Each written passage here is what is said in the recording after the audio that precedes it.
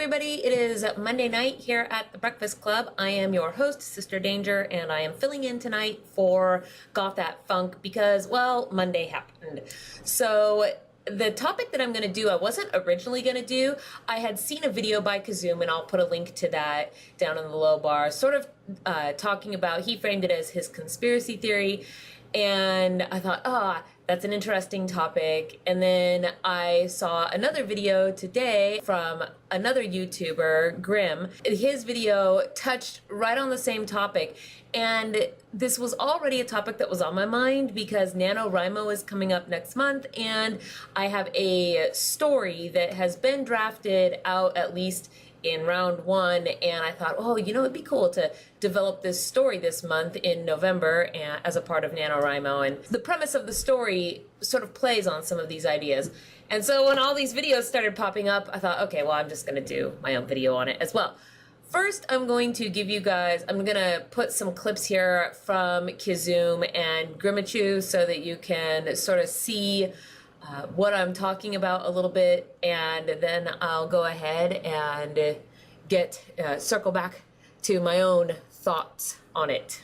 And this is done by having a primarily one world government that is able to meet the needs of all people everywhere. This kind of thing would entail a global resource and wealth redistribution policy. Capitalism as we know it is crumbling. And as technology improves, it's going to be crumbling even more. Jobs have become pointless in many cases. And even those are being taken away by automation, by algorithms, by robotics, by new ways of organizing things socially. So jobs for humans are going to become pretty scarce. I think intelligent, powerful politicians can see this. And I think they're trying to reduce harm and damage as much as they can, at least until another system is put into place. Nothing will change until there's some kind of enormous crisis. It's not an issue of if, it's an issue of when. The world is going to change dramatically. It's only when the cost of continuing as you are outweighs the benefit of continuing as you are that things change. So if you want change, you need disaster, or you need a fundamental shift, not only in people's paradigm of understanding reality, but in humanity itself. What would happen during the process of this change? Nobody's going to look at the alternatives or think about how to cope with it, because they're invested in the system as it is. Well, how's that for some doom and gloom?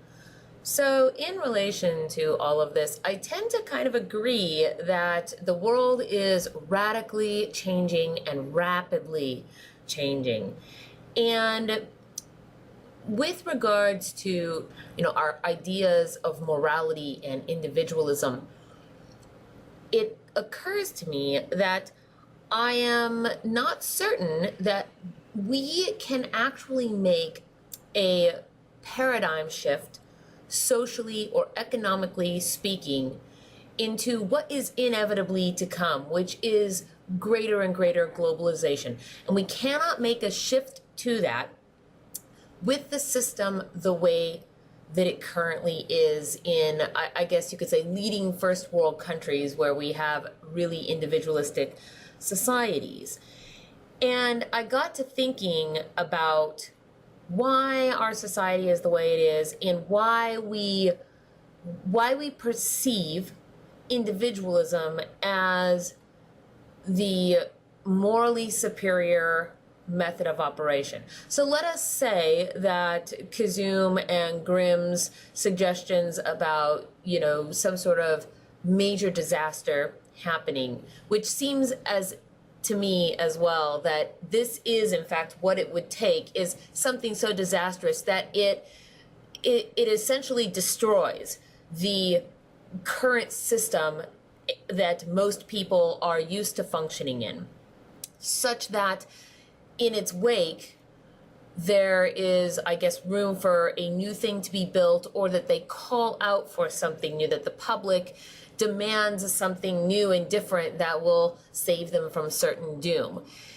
And so this is what got me thinking on, well, what might that look like? What might that be? Is there any reason that, it is, for example, not moral to genetically engineer humans?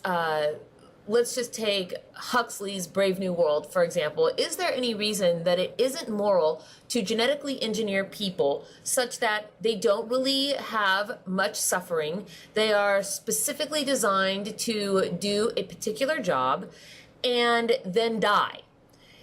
Is there any reason that if we can alleviate suffering from these people, and we both mentally and physically, such that what they do is more or less meaningless to them, or so that they even feel like this is their valuable place in society, is to perform this role and then expire, and they're okay with that? Is there any reason to not do that thing when you have a tiny, tiny fragment of people that are sustaining a globe of 7 billion people?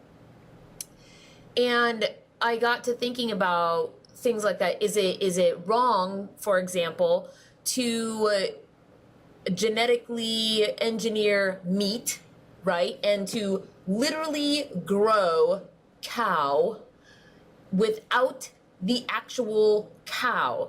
For example, we have the ability to remove the brain from an animal and yet have that animal continue to grow. Basically, we make it comatose is what I'm getting at. And then, so there's no actually cognitive function there. The animal isn't in pain, and it's basically just, kind of a meat farm, right? And is it wrong to do this when there's no suffering that's going on? There's nothing that has been lost. It's just a mechanism in order to create meat so that we can eat meat without it harming actual, animals that clearly have cognitive function and self-awareness. So I got to thinking about why it is that we consider these things moral and immoral. And if we were to have a whole world paradigm shift where we were able to alleviate the suffering and the pain, the cruelty that might come with some of these things now, but if in the future we could do away with that, then is it actually still immoral? And so that's kind of my question, right? Like, in the dystopian future, if we're able to grow organs and do all of these things without there being any suffering to people, and without it requiring, cruel treatment, is there any reason that we shouldn't transition to this sort of world paradigm? Anyway, that is today's topic for the Breakfast Club. I look forward to hearing what everybody's vision of dystopian future is, how you think the world might look. Will our system of morality change? And if so, what will it change to, and what will it look like? I hope everybody has a good Monday evening and the rest of the week. And if it's blustery and stormy where you are, please try to stay safe. And I will see you all on the flip side.